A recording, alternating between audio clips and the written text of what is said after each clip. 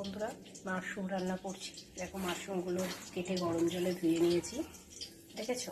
এখানে আলু কাটা রয়েছে। দেখো, এখানে আলুগুলো ভেজে রেখে দিয়েছি, ভেজে তুলেছি।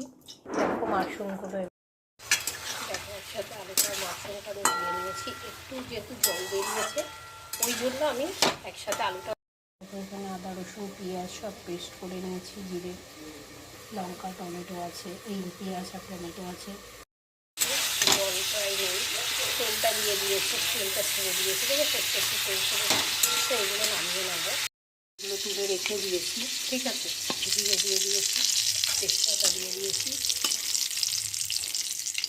তো দেখো, এখানে ধনে পাতা, কাঁচা লঙ্কা সেটাও একটু দিয়ে দিলাম, যেহেতু বাচ্চারা খাবে সেখানে কাঁচা লঙ্কা দিয়েছি, লঙ্কা দিয়ে একটু অ্যাড করি।